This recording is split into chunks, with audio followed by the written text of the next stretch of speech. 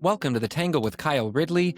Great to have you back for another fun-filled week, a motivational week. We have a fantastic guest who is going to bring a lot of motivation and inspiration and mood-boosting energy. Her name is Val Greenberg.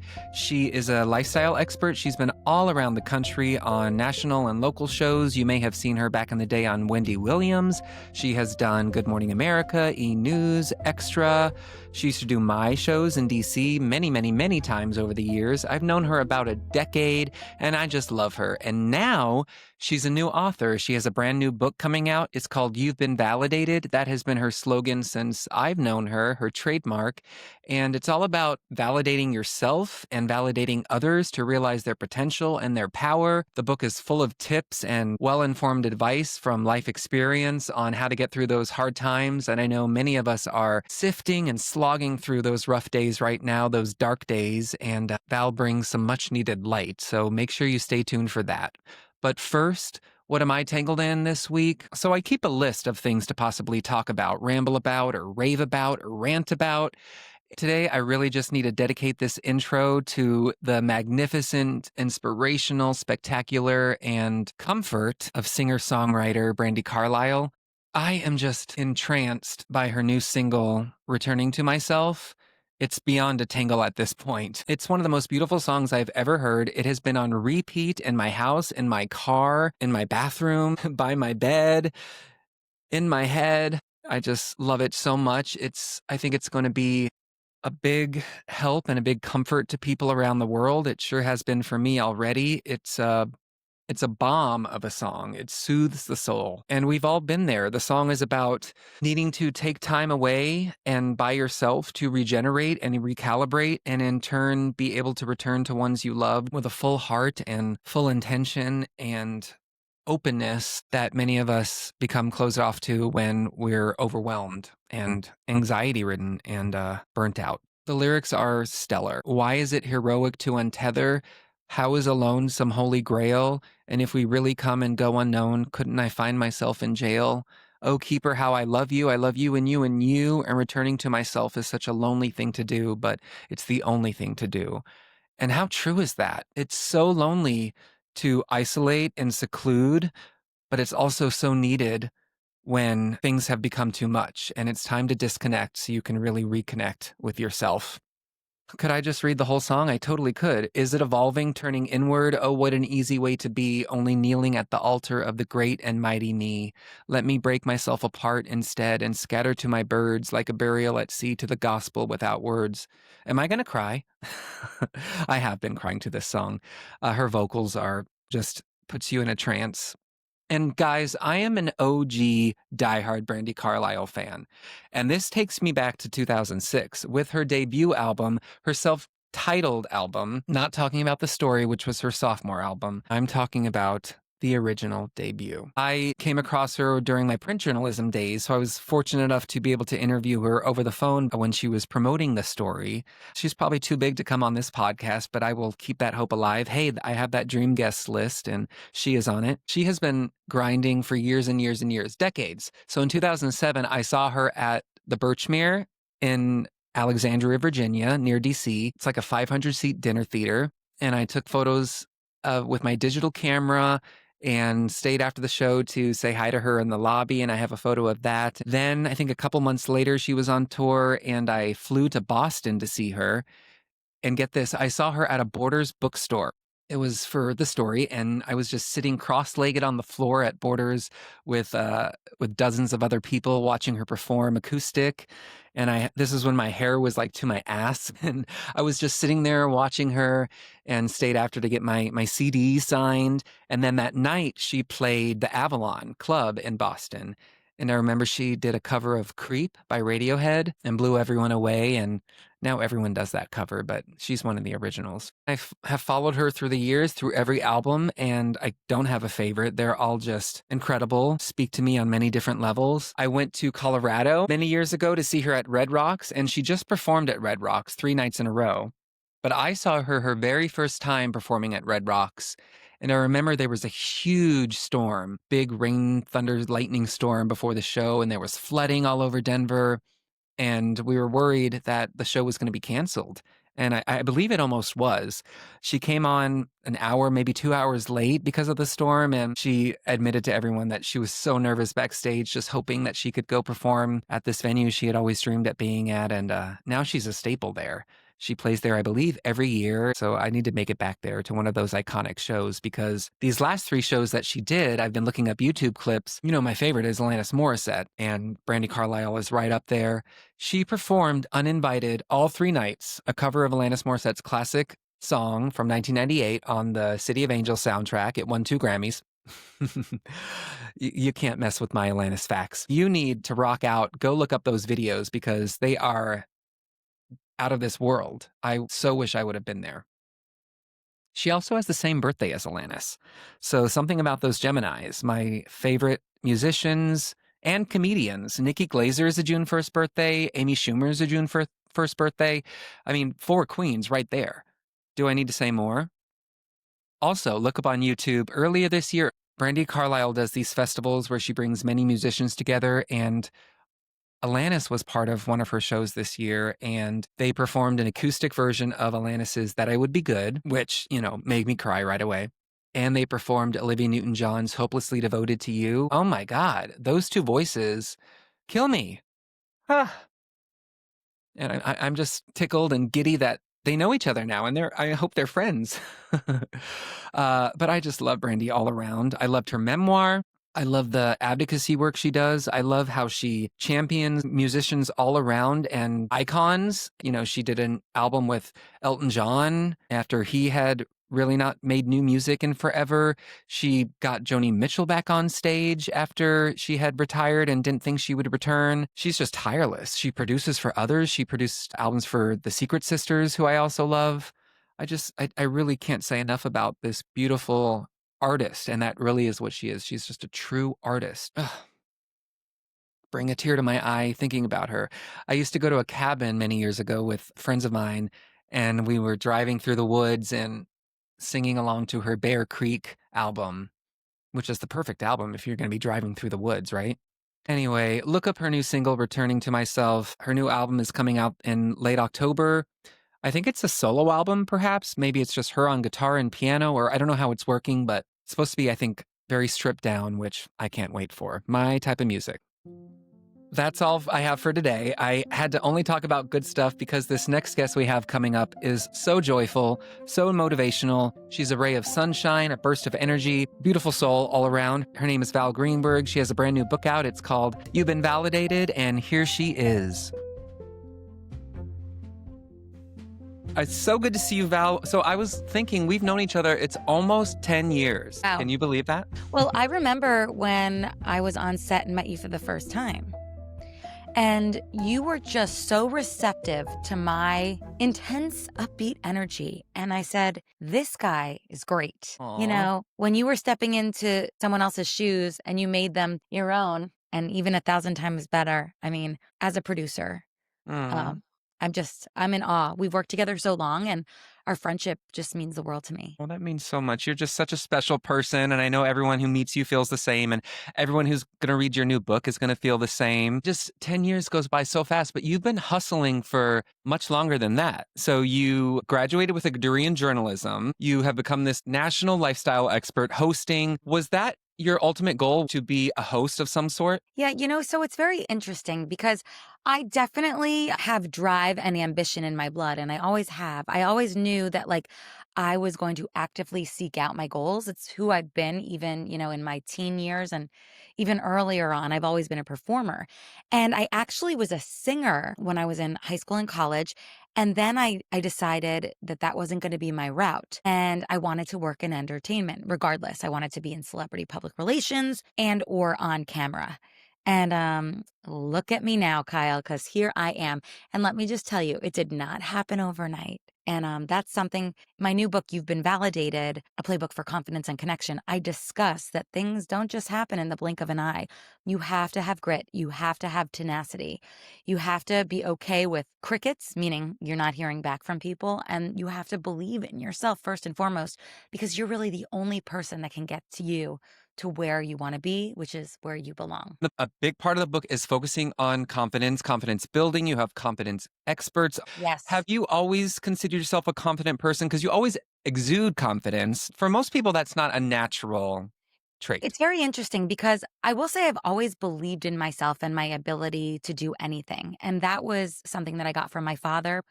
He always made me feel like I had a sparkle, which I do believe is a parent's job, and it's just who he was. And I touch on that in the book. But I believe that we all have, I have a psychotherapist that I interviewed within the material, and we become who we are because of a variety of variables. And for me, I was bullied early on in life. So I always wanted to make sure that people felt like they were included. And I never wanted people to feel like an outsider. And I think that my ability to allow people to feel and recognize how special they are because they deserve to, because I want other people to feel good about themselves. It's who I am and why I've sort of become this person. So have I always been confident? Yes, but I've also have days where I'm like, "Oh my gosh, I wish I was this much skinnier, or I wish I felt this much stronger, or I wish I did that differently," because we're our own toughest critics. And I think that anyone would agree with me on that. Are you talking about like high school, middle school days? I think that there's a lot of pressure when you're young and growing up, but I never looked to other people and said, "Oh, I want to become that." Now I think for the youth, there's so many ways to compare yourself to others because social media is so in our face, which I don't necessarily think is the good part of it. But for me, I'm just saying in general, like, yes, I'm genuinely a confident person, but I also am a perfectionist to a certain degree and I like to be the best. And sometimes I'm guilty of beating myself up, but I want us all to learn that we have to build ourselves up, not beat ourselves up. And that is not something that happens overnight. It's something we have to practice every day. So the book is called You've Been Validated, Yeah. which has been your moniker since I've known you, and probably well before that. It's your trademark. I know it ties in with Val Greenberg, but how did you come up this is what you wanted your brand to be? And when it came time to write a book, you were like, this has to be the title. So that's such a good question, Kyle, because you and I are both creators, and I love that about us. But sometimes I have to kind of remind myself that I need to sit back and let the creative process just cook without actively doing anything. And I remember when I was on the red carpet, I had the least coveted spot many times over because I had to work my way to get to the point of contributing to places like I do now, like E News. And it was stressful because I knew that I wanted to get the content so that I could get to the next level. But then I had to remind myself that all of this is really grooming me into who I am. And it's like air miles in terms of getting better at it. So that actually happened. I had just come from an interview with Amari Stoudemire, who was a star player on the New York Knicks, and he's like so tall. And I remember just having like my head in the frame, even with high heels. And I got home and I was in my apartment. I was talking to my roommates. I was talking to my mom, and she and I were just brainstorming, and it kind of just came to us. Like we weren't actively thinking it out. We didn't like have a brainstorm. It just like kind of happened, we let things cook. So that's the long-winded answer. Like, I think that actively seeking and doing as a creator is wonderful, but also just like taking a moment to like look at everything that you've done and step back allowed You've Been Validated to be born. And literally, once I said it, once my mom heard it, we knew. We were like, this is it. And it kind of just took on a life of its own and it continues to grow because I think it's just a message that everybody deserves to hear. You've been validated because the only stamp of approval you need is your own. And it's evolving in time. And you're brilliant at raising people up and making them feel validated. Who made you feel validated growing up? Oh my gosh. Without a doubt, that was my dad. So I lost my father about 3 years ago.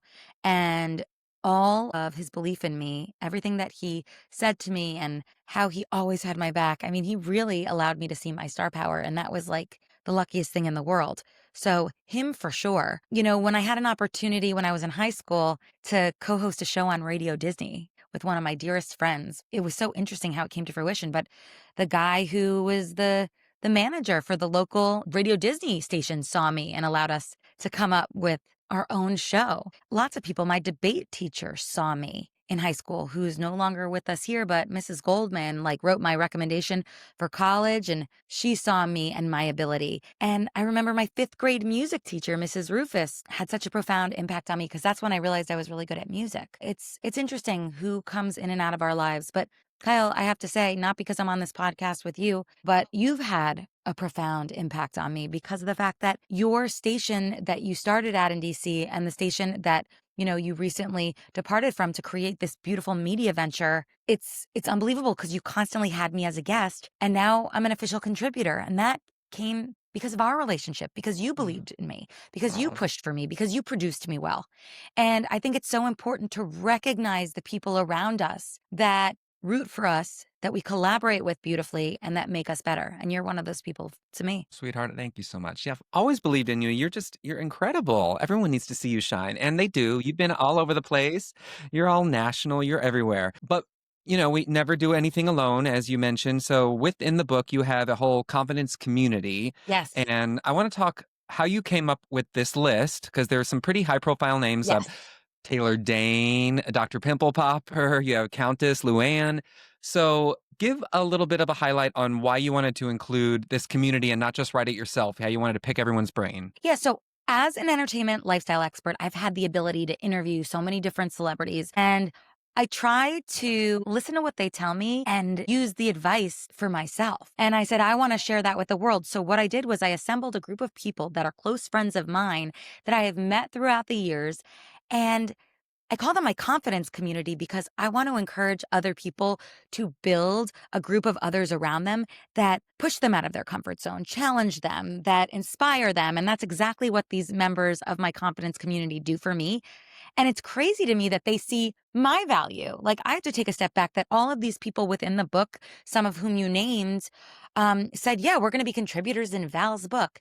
I bring people together. And I saw a need for this material when friends and people I didn't even know well would let me know that I made them feel good about themselves. I made them feel comfortable in navigating a new friendship or introducing themselves to a new person. And that was really powerful to me. So I'm leaning in on my superpower as a natural born extrovert, and with that, my confidence community loves my superpower and I love theirs. And we all make each other better. And that's exactly what a confidence community is, aligning with people that lift you up, that build you up, and that you can learn from. And Kyle, mine's always growing, and you're in mine too. And the book is full of examples of what you've learned from them. So let's just go through a few. For example, what's something that Countess Luann has taught you about, or what's something that you've called her on when you maybe aren't feeling validated or confident? So what I love most about Lou, I mean, like she's just like the most fun person, but she doesn't stop and she doesn't listen to naysayers because she got a lot of heat and a lot of people judging her when she wanted to start becoming a cabaret star.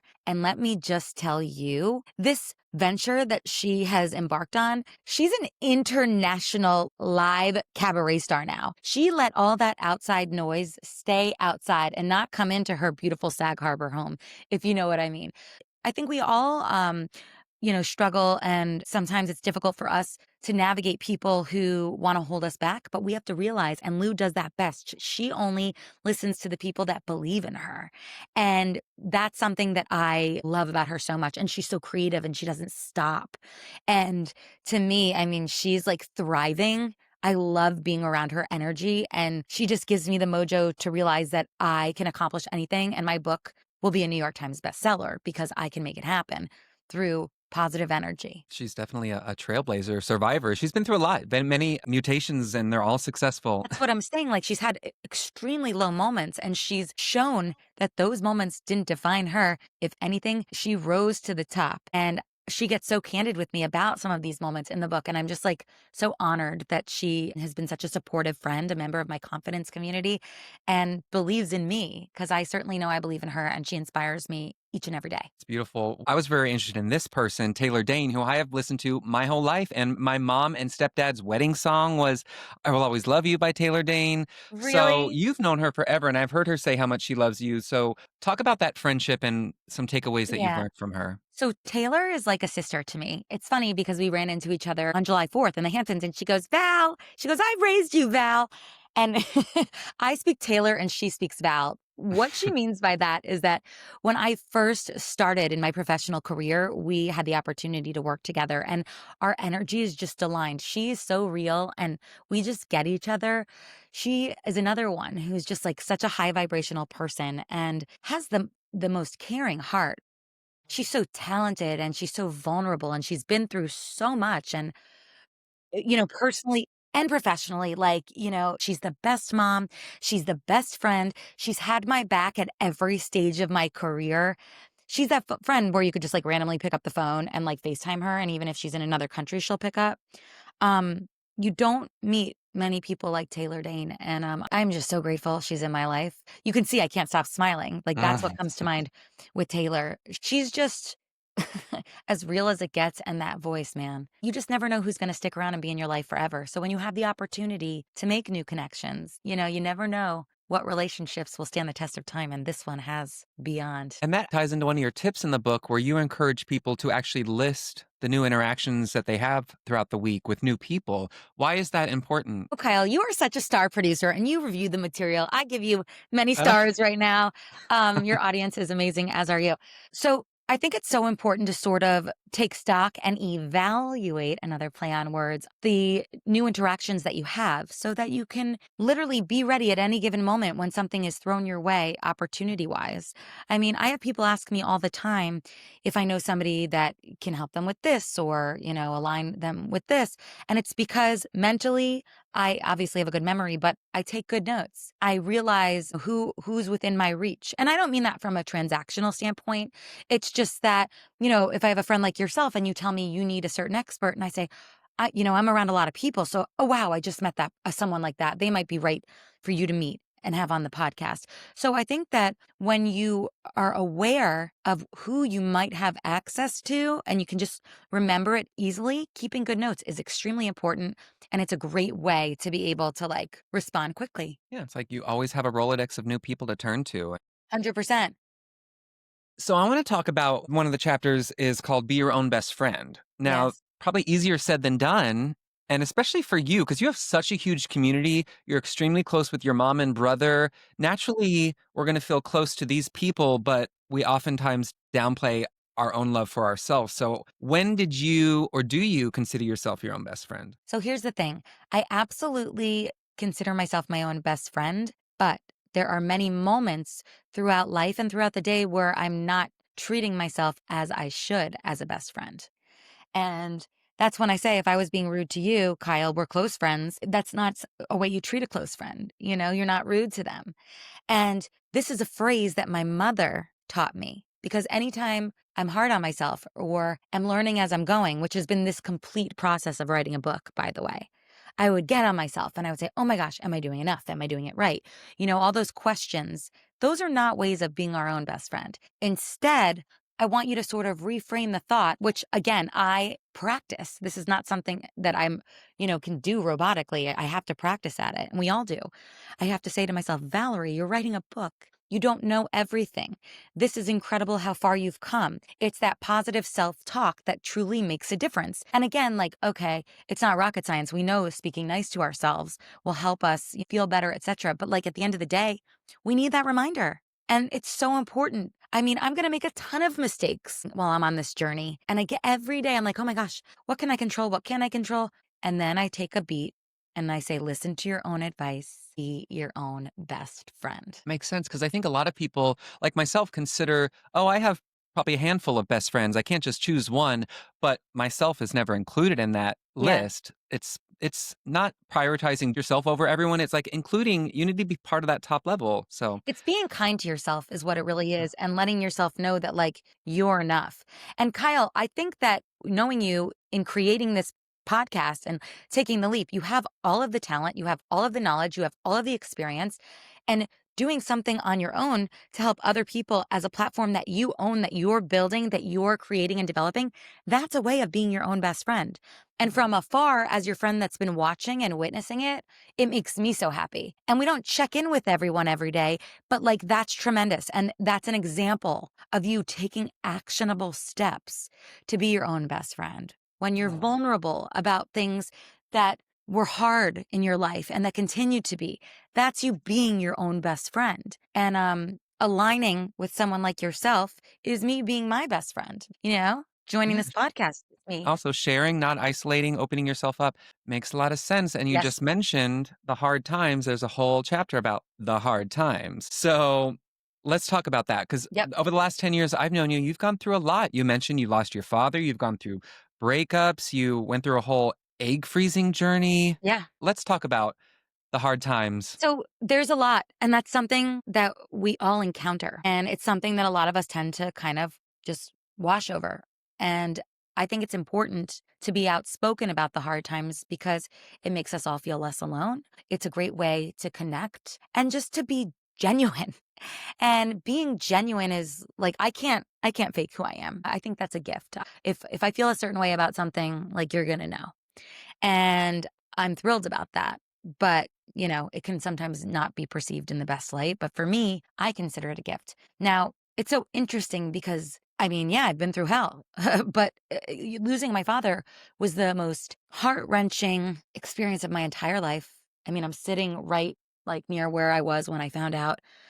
And I've created space. Done a lot of therapy, but what's so insanely beautiful and the way that I try to look at this is that A, he is not suffering, and B, I wrote this book because of him. Like, this is a song, dance, cartwheel, like round of applause to my dad because Valerie Greenberg, his daughter, is an author that's going to inspire audiences and other people and wants to connect with them and let them realize that they can do anything. Relationships come full circle in the book. Let me just tell you, people that I've reconnected with spans well over 35 years. So some of these relationships were 35 years in the making. One of them is a really, really big name that my dad connected me with. And you'll see the relationship come full circle. So it's just kind of a really feel good moment based on my dad's outspoken personality when he was, you know, a young I'm dad. sure he's very proud. I know he is. Yes. Oh, and then other hard things. Yeah. I mean, we face them every day. I'm an entrepreneur. I mean, just the other day, Kyle, and I think everyone, this is important. I want everybody to know this. I was working on something since January and I could taste it that it was coming to fruition. It was like a job, something I had auditioned for. No joke.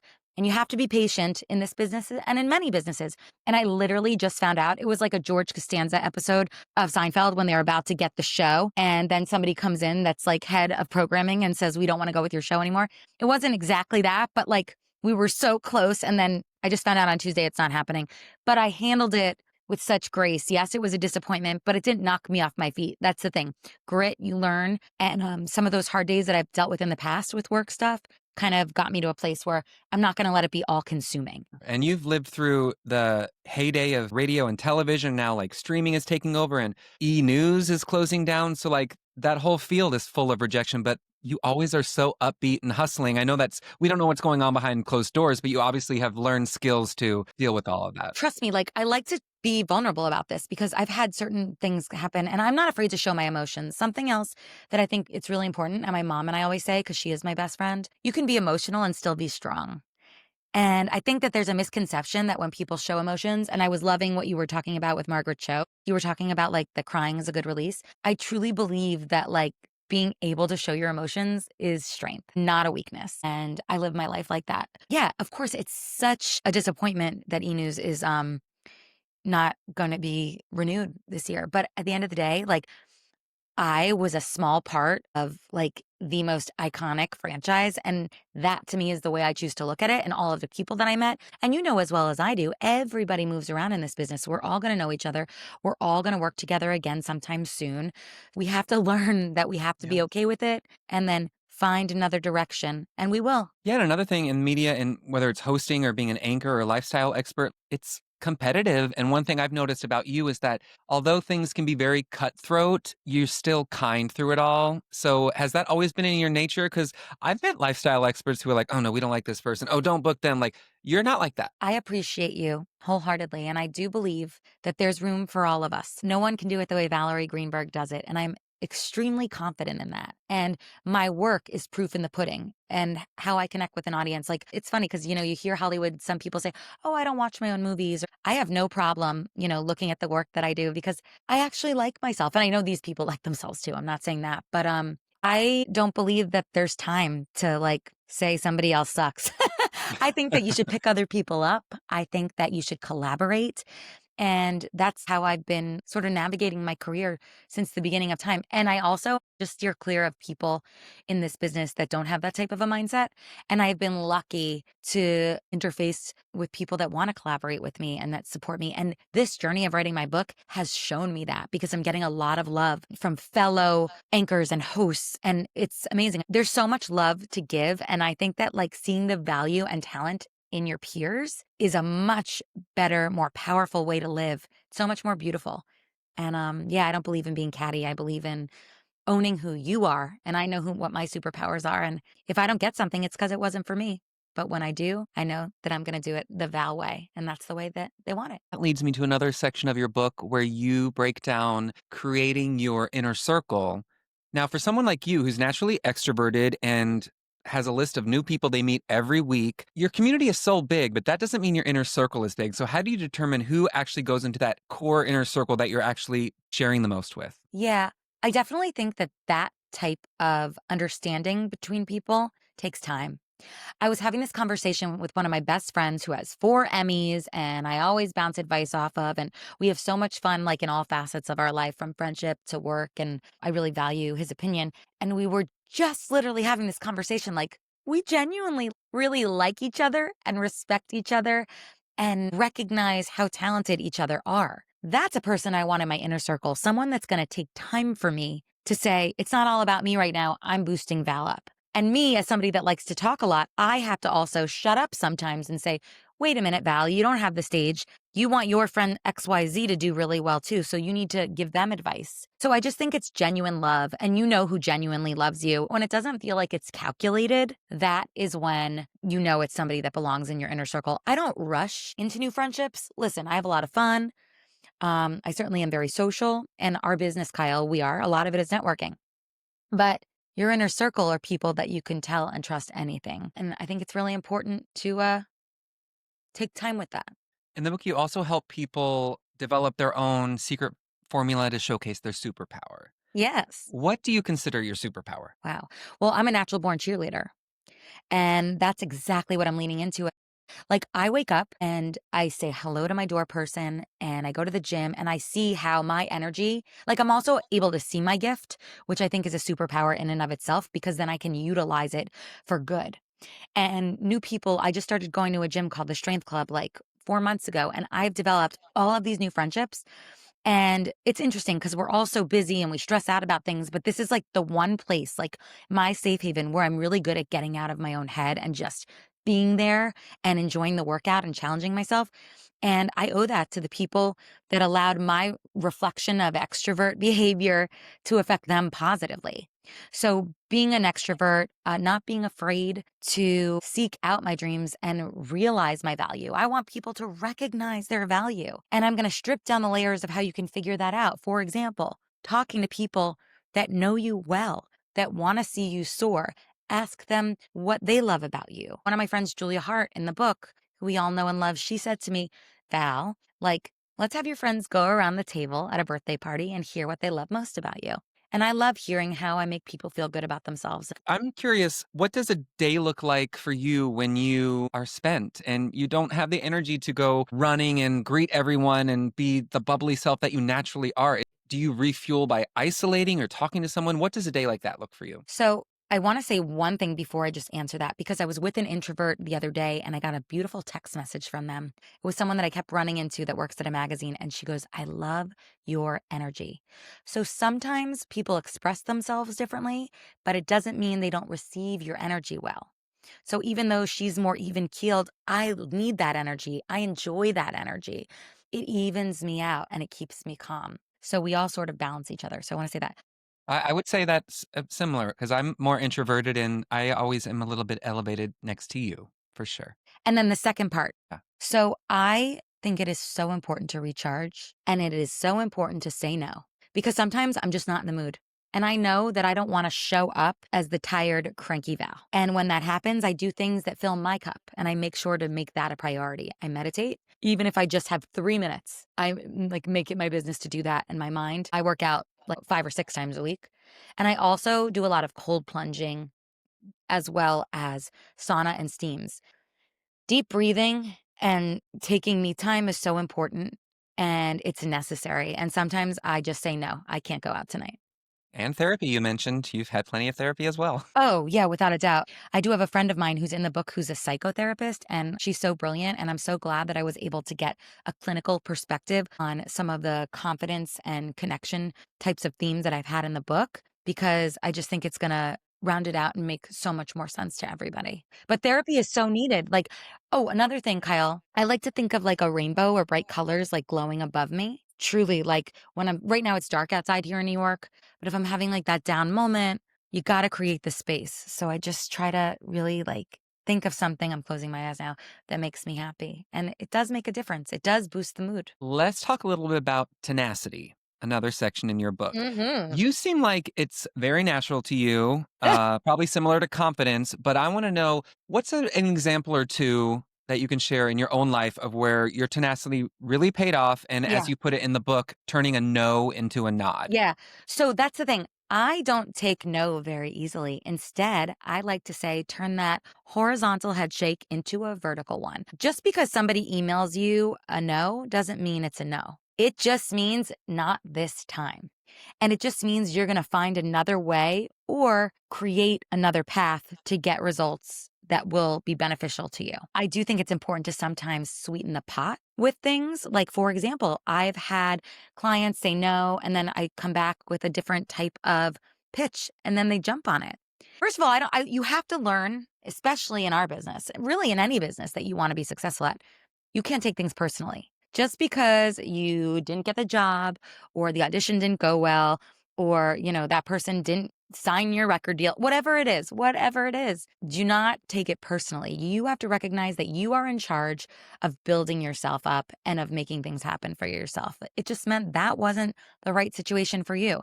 I've had so many times where it felt like the rug was being pulled out from under me, but it was literally of no fault of my own. And those are the moments that you have to realize there's nothing you can do about it. And you have to focus your energy and attention elsewhere because it's okay to feel bad for a few minutes. But when you didn't do anything wrong, the only person that's hurting when you like sulk deeply into your sorrows and just get under the covers for too long of a period of time is yourself. And trust me, there are times that I feel that way. But that's when you need to find a way. My mom and I, we say to ourselves, like, okay, feel bad for a few minutes and then move on. And you have to. You have to feel it, but you have to not be afraid of your feelings, which is something I worked on in therapy too. And in terms of tenacity, I mean, sacrifices. Boy, have I sacrificed to get here. I mean, a lot of people probably would have stopped and quit. You do know how many roommates I've had in New York City, Kyle? And the types of I, scenarios that I've been in? I've seen you Holy, posting in the past. I'm looking for a new uh, roommate. yeah. I mean, gosh, I must have been on that Facebook page God knows how many times. I've made a lot of sacrifices and it felt like my soul was burning. But at the end of the day, it's worth it because I know that there's no other path for Valerie. My therapist and I would talk about it. She was like, well, what's the other option if this doesn't work? Because my says it all the time. She's like, there are Oscar winning actors that are out of work. And then you get used to a certain lifestyle and, you got to keep up with that lifestyle. The bottom line is don't worry about what the outside world thinks. Focus on what's working for you. And if you continue to believe in yourself, regardless of, these roadblocks that get in your way, you are not inserting any others. So as long as you are not inserting others, you are going to get to the path where you belong. Trust me on that. You just gotta believe. Yeah, it kind of reminds me of the TV producing days where you might pitch something and I'm like, that's not a good fit. And you'd always come back with something else. Or I would pitch a topic to you, like, do you want to do this national day? And you'd be like, that's not really me. And we'd come up with something new. So yeah, a lot of times it's about collaboration. That collaborative conversation, Kyle, exactly. And you bring up this is the thing. Kyle and I worked together, but then we developed a friendship. And you have to recognize that we were both in a position where we were being professionals and staying true to the content that we create and disseminate. And if anything, it made our relationship stronger. It made us able to produce segments together and present segments together that were even more efficient and entertaining because we were like a well-oiled machine and we listened to each other. We didn't shut each other down. And I think that open forum of communication and not getting offended or insulted on either end is the only way to continue to grow and to continue to realize who you want to work with in the future. That's a really good point. I'm so glad you brought that up. Well, also going on to TV, it also ties into another section of your book where although you're always very well rehearsed and you have all your information down for TV, it's live TV.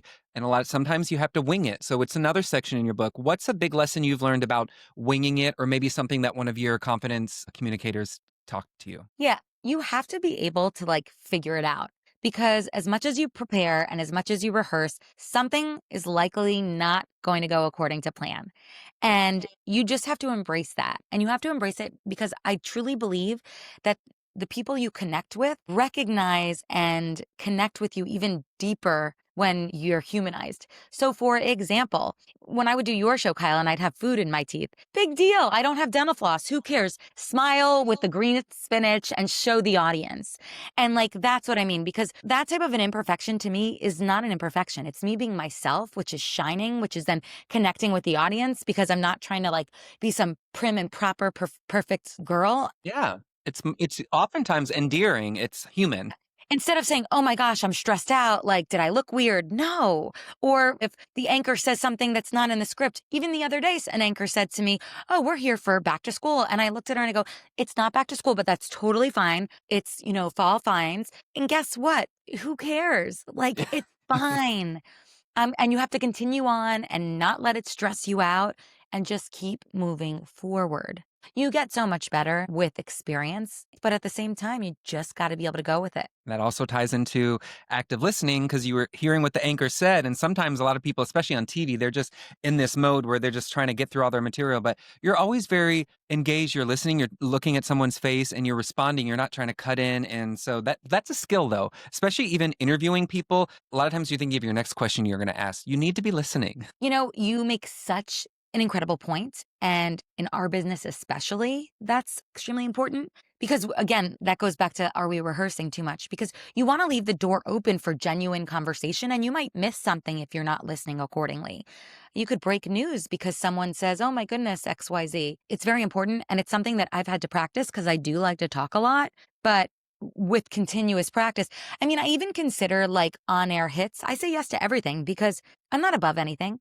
Like I'm so lucky that I'm on a national level. And then when I go do like local smaller markets, I have the most incredible time working with newer talent that teach me things. So I think it's all about staying humble, staying grounded, and listening to people that are just getting started out in their careers, and then listening to people who have been at it a long time because we can all learn from each other. Nobody's better than anybody else. And the more you listen, the better you'll get at breaking news and being entertaining. Before we move on from the book, I want to talk about some of your personal superpower Yeah. messages, phrases. Yes. There's plenty in the book, but maybe give an example of one that you started with that you tell yourself, and if you have any advice for someone who doesn't really have one and want to develop their own superpower message. Yeah. So I think it's really fun to play with phrases that resonate with you on a personal level. There are no wrong phrases to boost your mood. And listen, we have to try sometimes on gloomy days, on days where things aren't going our way, on days where we feel bloated, on days where our ankle hurts, on days where, my pants don't button, on days where I don't have enough money on my bank account, where days that my house is a mess. We have to be our own best friend, as I mentioned. So for me, I like to say, I'm going to pop my own Valium. And that's when I like do a little dance. Like I make it a joke, like Valium, meaning Val, like play on my name. So I look at myself and I'm like, what's your natural Valium today, Val? And I do a dance. So I think that being silly and like kind of tapping into our inner child is a way to keep ourselves youthful. It's a way to keep our spirits up. Just today, I was walking to an interview and I wore a bright color. It's literally things that just make you happy. It could be smelling a flower and like treating yourself to the bouquet at Trader Joe's because you didn't have time to organize and you want to see something beautiful, granting yourself little gestures. And that's what I say, my Valium. But I believe that we should come up with a glossary of terms that just boost our mood. And then I could have fun with it. Kyle, we got to come up with something for you too. We'll come That up with something. when I listen to you, and you're like, what am I tangled in? I think of you and I'm like, oh my goodness, like, what am I tangled in? What am I loving or what am I not loving this week? You know what I mean? Because you could look at it in both ways, but I'm loving you and I associate you with that word. So it's basically words that you can have positive associations with that you can create for yourself. Before we get to your tangles, I want to touch Yes. on your mom and brother because you are such a close knit family. I've met both of them. Your mom is so dear. I know you were very close with your dad, but just as close with your mom. She's Yeah. here in the DC area now.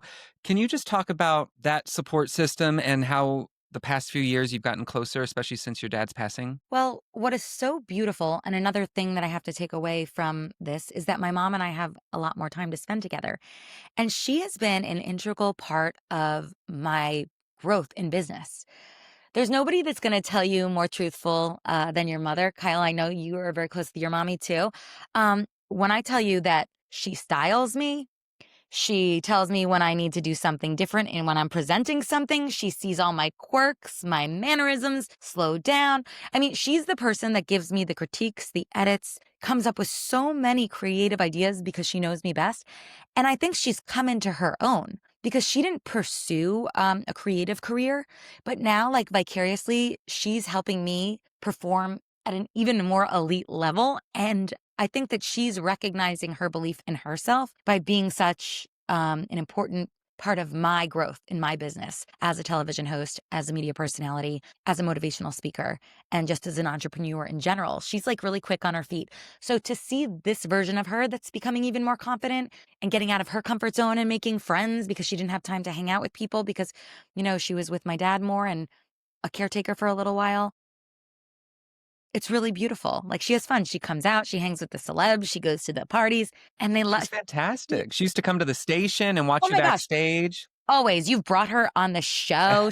I mean, you guys have developed your own friendship. She's like, "I think you should tell Kyle this," or she has advice too. She wants to hang out. I saw the video of you presenting the book to her. She's so proud of you. It's amazing when you have people that love you so much and they can see your fruitful journey come to And your fruition. brother Like, as well. He's killing it. my brother, he does not play. He tells me like it is, and I love him so much, and he's so supportive. But what's crazy to me, Kyle, it's like I wrote a book. Like I wrote a book, and my mom would call me, because this has been years and years and years in the making. And she was like, Val, how's your book coming? How's your book coming? Because for so long, I was kind of trying to figure out exactly where's my superpower? What am I writing about? I'm talking about other people's products. I'm promoting other people's goods and services. I'm a connector. I am someone that brings people together. I am somebody that recognizes my value and helps other people see theirs. And in this book, I can't, I put it, it's here, Kyle. I It's know. here. I It's created it. here. This For the is what I'm holiday good at. season, it's going to be out. Oh, you better believe it. September 16th is the official release date. It is literally great for anyone that needs a boost of confidence, whether you've got a 16-year-old in the house that's going to be a junior or you're 70 years old and you want to reinvent yourself. Like there's something in this book for everyone. And it's such an upbeat, positive read that will show you that you're a star in your own life. And it makes my heart sing a little bit. Well, you are a star and so proud of you. And yeah, great gift. Great gift for the holiday Oh, love season. you, We could all Kyle. use a little more confidence. Oh, I voiced my own audiobook too. I saw that. How was that process? So cool and it was amazing. And Yeah. so for people that prefer audiobooks, Audible. Yeah, yeah, yeah. Audible, anywhere that it was like I felt my TED Talk come into life. Okay, sorry to Well, interrupt you, other but that's than your exciting. book, let's get to what you're tangled in that you're loving, and then something frustrating that you are trying to work yourself from getting untangled from. Obsessed with you. Okay, I will start. I am tangled in the fact that the US Open is happening right now. It's so much fun. The energy in New York City is on fire. I can almost start to feel fall. Like it's right around the corner because today was a little bit chillier and I do like love all the fashion that comes along with it. And spending time with family. Like I was just thinking about this. I have a lot of opportunities to socialize and to go to like fabulous parties and whatnot. But anytime I was just in DC that I could spend with my family, I never regret it. It's like the best thing ever. And sometimes like that's how I recharge. That's how I turned off. Like last weekend, I was just with my mom, chilling out with my brother, the people that matter most. So that is what I am tangled in all the good ways. You're always at events and on the town. So are you like a binge watcher? Do you ever just curl up on the couch and watch All the shows? time. Okay. Yeah, actually this is an interesting one for you to watch, and I bet you'll have a very personal take on it, given how you've been outspoken about like body issues and all the things that you've dealt with. But I just watched that documentary, Fit for TV on Netflix. Oh, And yes. that was a quick watch. I binged that last night. There were 3 episodes. It was very Oh my gosh, interesting. I binged it last night. We were watching at the same time. So we're in tune with each other. But yes, and then I did just go to, so I think that that's a really really good watch because there's a lot of perspectives that need to be heard. And then also, I really enjoyed, there's a new show on USA Network. The Rainmaker, which was from John Grisham's books, is now on USA Network. I went to the premiere. The lead, his name is Milo. Oh my gosh, he's such a breakout star. And John Slattery is amazing. He's so kind. I highly recommend it. Great watch. I mean, obviously, everybody was talking about The Hunting Wives, which I binged. I binge a ton of TV. We got to get you on Watch What Happens. Trust me, let's make it happen. Watch what happens. I'm here for it. Have you ever met Andy walking around the city? You know, I met Andy Cohen when I was at the Bravo Upfronts in 2000 and gosh, I think it was 2013. And I met Andy, and it was like on my journey, like I said, I had the worst spot on the carpet, but believe it or not, I was able to get to him because if you don't ask, you don't get. And I said something about being mazeled or something. But yeah, he's great. I mean, he's a genius, and there's nothing he can't do.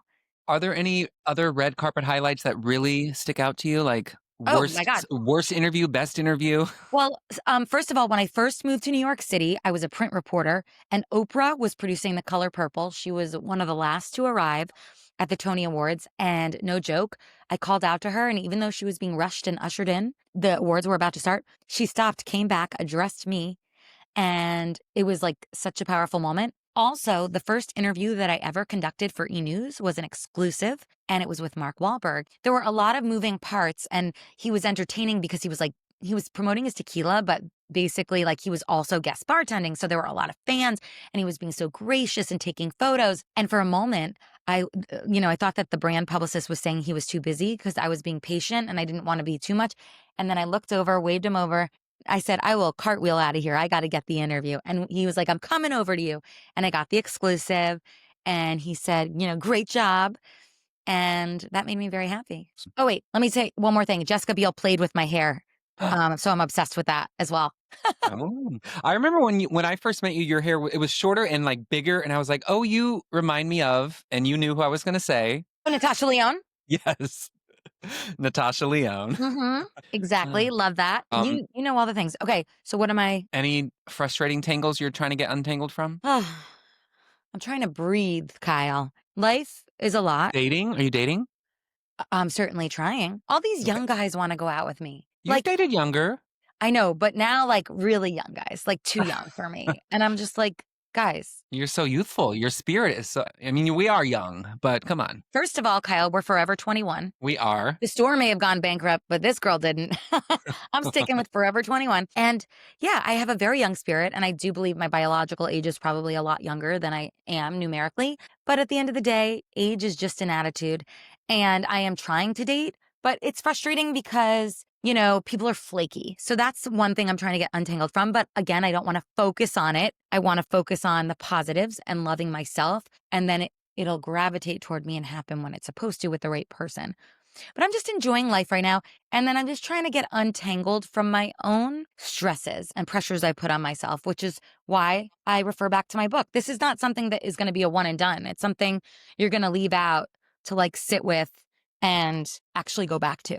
Proud of you. Where can everyone follow you, and what can we look forward to as the remaining months of 2025 close out? So everyone can obviously look for me on my Instagram, which is at Val Greenberg. My TikTok is at The Real Val Greenberg, where I've been hitting the streets of New York City and helping people recognize their value and boosting their confidence. My website, you'vebeenvalidated.com. The book on Amazon and Barnes & Noble, and the audiobooks wherever audiobooks are downloaded. And what you can expect for the rest of 2025. This is exciting. Anything is possible. I see myself anywhere I want to be, which is first and foremost, your podcast. Then I'll get to the bar on Watch What Happens. Then other broadcast shows and other big podcasts and motivational speaking. I just want to be with my family. Include some vacations in there. I need to. And 2025, expect to see a lot of smiles. We've got to smile at ourselves, everybody. So I want to see those reflections of smiles back. Perfect way to close it out, Val. I adore you. I adore you. I'm so proud of you. Your podcast is amazing, and I'm so grateful that you had me.